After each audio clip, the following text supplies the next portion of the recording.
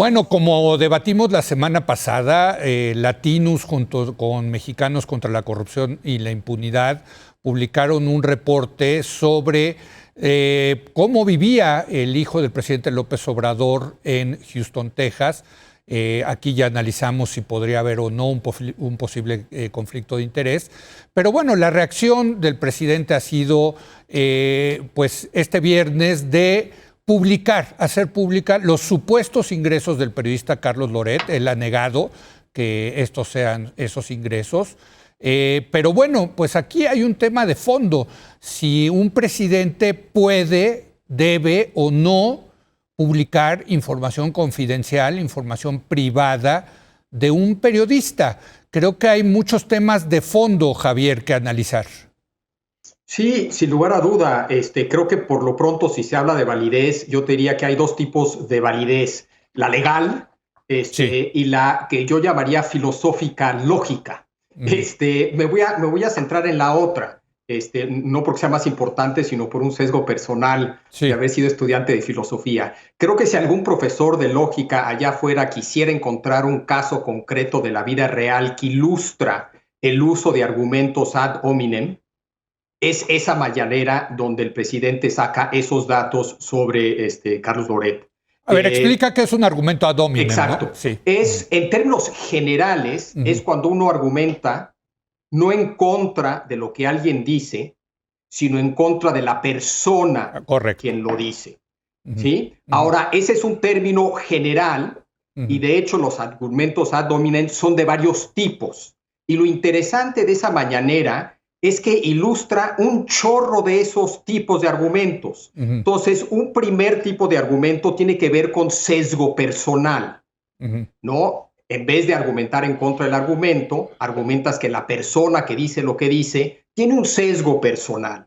Y precisamente cuando el presidente argumenta que quien habla es quien paga y no el periodista, es decir, quien realmente está hablando cuando uno lee una nota en un periódico o escucha a un periodista en un programa, no es al periodista, no son las opiniones del periodista, sino realmente son las opiniones de quien paga. ¿Sí? Ahí claramente el argumento es que el sesgo viene de la agenda política de quien está pagando, un grupo empresarial, etcétera, etcétera. Entonces es un primer argumento que usa el presidente, que es un argumento ad hominem. Un segundo tiene que ver con la motivación personal, ya no sesgo, sino motivación personal de una persona al decir lo que dice. Sí. Y aquí una vez más, el argumento que utiliza el presidente es que la motivación es para enriquecerse, es decir, no le pagan por periodista, sino le pagan por golpear. Y golpea para que le paguen. Es decir, el argumento es que la motivación es una motivación personal incorrecta. Un tercer argumento ad hominem que aparece en esa mañanera es que quien no comparte ciertos valores claves, fundamentales, compartidos, se equivoca en sus argumentos invariablemente. ¿Sí? Y precisamente por eso saca aquí el presidente el tema de los maestros y saca el tema del documental de Panzazo. El argumento es que no se comparte, que el periodista no comparte una serie de valores que obviamente el presidente piensa que son fundamentales, y que alguien que no comparte esos valores pues no puede tener razón nunca. Otro argumento ad hominem. Otro argumento ad hominem, de tipo ad hominem, es cuando descalificas a alguien por su asociación con alguien más. Y una vez más, aquí el problema no solamente es que le pagan, y quien habla es quien paga, sino quién le paga y a quién está asociado el periodista. Y en este caso, pues está asociado a una larga lista de, entre comillas, malos desde el punto de vista del presidente. Los gringos, Washington Post, ¿no? Roberto Madrazo, en fin, ¿no? La lista, los españoles, Prisa, ¿no? Sí. Quien le paga, la asociación que tiene, lo descalifica. Otro argumento ad hominem que sale en la mañanera el argumento de ¿qué me dices de? ¿No? Siempre una manera de descalificar a alguien es, en vez de enfocarte en tus argumentos, señalar algo que dijo o hizo que piensas que está mal y que bien puede estar mal, ¿sí? Y aquí el argumento que utiliza el presidente es que defendió la reforma educativa de Peña Nieto. Pues alguien que defiende la reforma perspectiva de Peña Nieto, pues tiene que estar equivocado. Y finalmente, el último argumento que utiliza también ad hominem es lo que se llama envenenar el agua del pozo. Entonces echas veneno al pozo y ya salga lo que salga de ahí, pues no lo puedes beber. Sí. En este caso, su argumento es, gana más que yo. Gana más que yo. Sí. Gana 30 veces, no sé cuántas veces. Bueno, gana más que yo. Alguien que gana más que el presidente no puede criticar al presidente. No, sí. Diga lo que diga. Hay que decir que el resumen, Héctor, de lo que se explayó Javier, es que se fue en contra del periodista, no a explicar el fondo del asunto de la historia de la casa del hijo. Sí, pero él es el presidente de México. Y la primera cosa que jura al tomar posesión es cumplir y hacer cumplir la ley. Yo he pedido una asesoría de cuántas leyes el presidente al hacer esa exposición de los ingresos supuestos del periodista Carlos Loret de Mola. Se los voy a leer. Violó el artículo 16 de la Constitución que garantiza el derecho humano a la protección de los datos personales. Violó también el artículo 69 del Código Fiscal de la Federación, que establece el derecho de los contribuyentes al secreto fiscal. Desplegó, esto dice la barra de abogados de México, una conducta intimidante contra la libertad de expresión y el derecho a la información, que según criterios de la Suprema Corte son garantías centrales de un Estado democrático. Violó también el artículo 6 de la Ley General de Protección de Datos Personales en posesión de sujetos obligados. Y el artículo 31 dice que establece que deberá garantizarse su confidencialidad. Y violó el artículo 142 de la Ley de Instituciones de Crédito, que dice que al servidor público que indebidamente quebrante la reserva de las actuaciones, proporcione copia de las mismas o de documentos relacionados o revele información, quedará sujeto a responsabilidades administrativas, civiles o penales.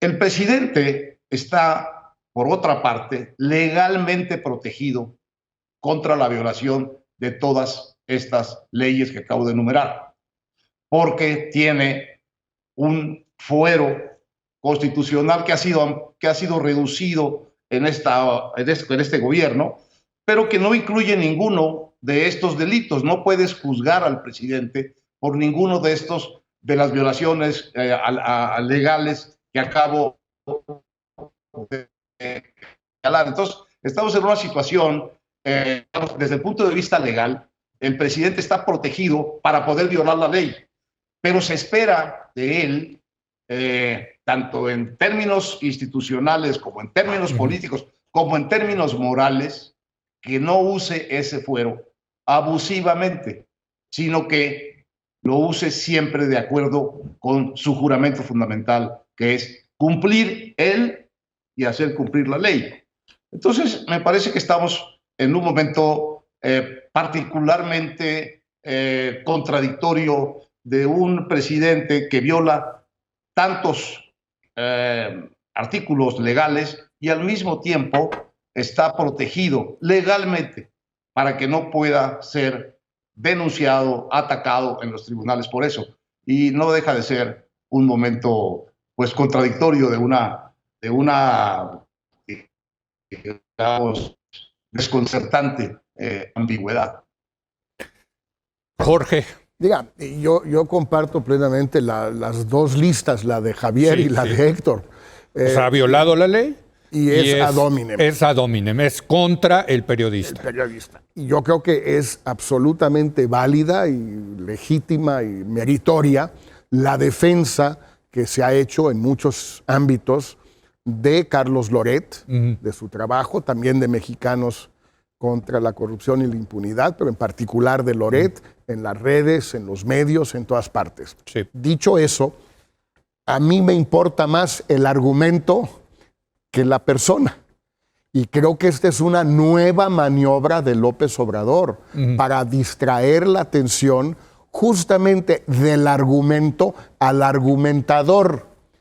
Nos tiene discutiendo sobre si Loret sí o Loret no, si violó esto o lo otro el presidente, si los datos de sus ingresos... ¿Es una cortina de humo? No sé, es un berrinche de López Obrador, una pataleta, está bien, no digo que sea su intención, el efecto es ese. Yo quisiera hacer una especie de llamado al toro. Sí. Dejemos un lado todo lo... ¿Cuál es el toro? Porra de alcohol. No, al toro. El toro es la casa del hijo del presidente en Houston y de su nuera. El toro es la falta de documentos. No han podido todavía presentar los documentos. En ese caso hay que decir lo que hubo ayer en la noche. Exacto. Tanto la publicación de una carta de José Ramón López Beltrán como de su esposa Carolina Adams. ¿No? El caso, la carta más interesante es la de ella, porque dice que podrá entregar todos los documentos a la autoridad, pero no los entrega. Y no sé a qué autoridad se refiere. Aunque sí pone unos pantallazos del Messenger que tuvo con... Sí, que la escuela no está en Woodlands, que la escuela pero buena sí estaban no está buscando, digamos, ¿no? Los documentos son bien fáciles. Sí, el contrato de arrendamiento. Contrato de arrendamiento, ese es el primero. Segundo, los cheques o las órdenes de transferencia bancaria. Tercero, la declaración fiscal para ver si tiene la capacidad de pago. Ahora, luego, cuando el hijo del presidente manda su aclaración, pues se nos complica más el asunto, porque resulta que trabaja para una empresa más o menos patito en Houston, que da la casualidad que es propiedad de Daniel Chávez, el dueño de Vidanta, el supervisor del Tren Maya, dice el presidente que sin cobrar un centavo, pero que ya cobró ex ante con algo que puede ser divertido. A mí me gustaría también tener la concesión para desarrollar las Islas Marías como centro turístico. Es muy buena. Yo no pienso ir a las Islas Marías, porque me hace que hay destinos turísticos más padres. Y yo me gustaría que no fuera nadie a lo que tú estás diciendo es ¿en qué cabeza el toro sigue siendo y no lo ha podido resolver. No, al día de hoy no ha podido. Y al contrario, se va metiendo, se va hundiendo cada vez más. Que si tiene derecho a ejercer la abogacía el hijo del presidente en Estados Unidos no habiendo pasado la barra, que si es una empresa patito no lo es, un bufete patito no lo es, que si no cobra nada Chávez, pero bien que le dio la concesión de las Islas Marías y no sabemos qué más, etcétera, etcétera, etcétera. Se hunde cada vez más. Porque ciertamente la defensa de Loret, totalmente de acuerdo, pero al toro. Yo les voy a confesar que cuando leí el reportaje inicial de Latinus y México contra la corrupción y la impunidad, la verdad no sentí que tenía mucha carnita, ¿no? Yo dije, esto lo pueden responder rápidamente. Pues ya van 18 días. Es que ya van 18 días y en lugar de contestar esto, se han metido cada vez más, se han profundizado en meterse en más problemas, ¿no? Y eso, bueno, pues creo que no han sabido cómo responder, Héctor. O no hay cómo responder. O no hay como... Bueno, el señor Schilling sí, por cierto, el señor Schilling, el arrendador, se ha dicho, yo no conocía al señor López Beltrán. Entonces, ¿por qué no nos enseña el contrato? Bueno, es que ese es el tema, el contrato. También el señor Schilling podría dar el contrato. Héctor, perdón, y luego Javier. Héctor, sí. Bueno, son dos toros en realidad, no es uno. Uno es el objetivo, es el legal, es el que, digamos, se puede discutir con toda claridad. Y es el tema del conflicto de interés. ¿Hay o no hay conflicto de interés? Eso se puede investigar perfectamente. Hay otro que va más por el rumbo filosófico y moral, aunque no por el rumbo por donde fue Javier, que es el tema pues, de la propensión moralista del presidente y la contradicción entre los valores que el presidente propala para el país y la conducta, digamos, contradictoria con esos valores de su hijo. Pero ese es un toro, digamos, de orden moral, de orden filosófico. Pero son dos.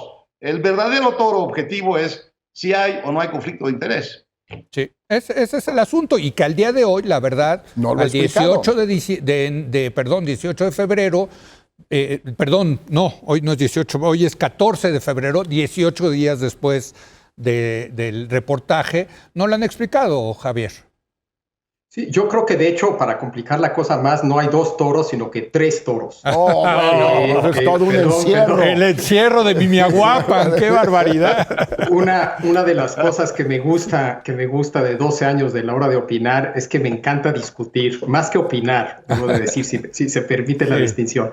Creo que sin lugar a duda un toro es el que señala Jorge, el caso en sí y lo que eso implica, es decir, dados los hechos, que no sabemos o no sabemos muchos de los hechos, a qué conclusión llegamos, hubo o no hubo conflicto de interés, etcétera, etcétera. Entonces, el caso en sí es un toro.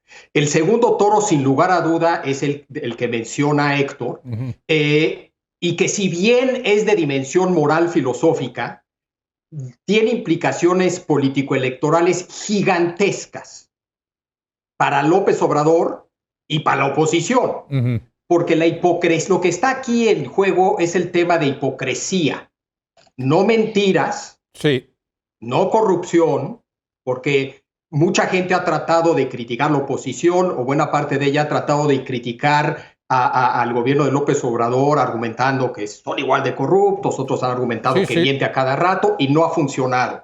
Pero lo que parece pegar es el tema de hipocresía.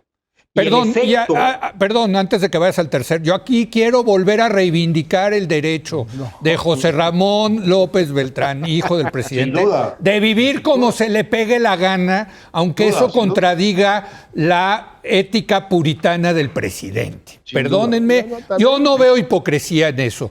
Hipocresía sería que el presidente viviera como Marajá y dijera estas cosas. No. Aquí, perdónenme, el hijo puede hacer lo que se le pegue la gana, es un señor de 40 años. Pero en fin, Javier.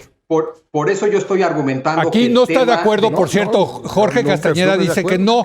Por cierto, qué bueno que no llegó a ser presidente, porque pobre de Tuti, pobre de Jorge Andrés, lo que hubiera tenido que sufrir, pero en fin. Por eso no quería que fuera presidente. Javier, perdón, te interrumpí. Por eso hice la distinción de que hay una dimensión filosófica moral, donde se debate precisamente lo que tú ahorita estabas debatiendo con Jorge, y hay una dimensión político-electoral que tiene que ver con la percepción de hipocresía, independientemente de la postura filosófica. Si la gente percibe al presidente como hipócrita, eso es un serio problema para el presidente.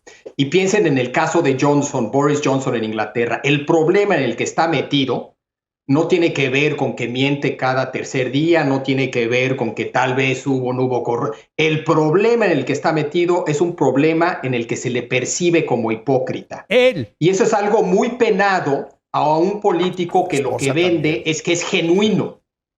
¿Sí? Sea o no sea el caso filosófico, moral, es otra cosa, pero la percepción está ahí. Y por eso el presidente lo ve este tema con la seriedad que le está dando, porque sí es un tema para él. Y el tercer toro, desde mi punto de vista, rápido, que mete López Obrador, es el tema de qué periodismo es válido y no es válido en México. Porque pareciera que no es válido un periodismo crítico o un periodismo de oposición. El New Yorker, la revista americana, durante los 4 años de Trump, hizo periodismo de oposición abiertamente. Escribió un editorial, el director de la revista, anunciando que haría periodismo de oposición. ¿Se vale, no se vale? ¿Cuándo sí, cuándo no? ¿De qué tipo? Etcétera, etcétera. Creo que lo que provoca la disputa con Loret es un debate a su vez, un toro no menor, sobre qué periodismo es válido, no es válido, cuándo sí, cuándo no, y creo que es un tema fundamental para la democracia. Por cierto, si alguien se benefició del periodismo de oposición de sexenios pasados, fue Andrés Manuel López Obrador, hombre, no nos hagamos bolas. Pero bueno, ya nos tenemos que ir a una pausa. Vamos a regresar rápidamente a hacer un comentario del tema de Ucrania.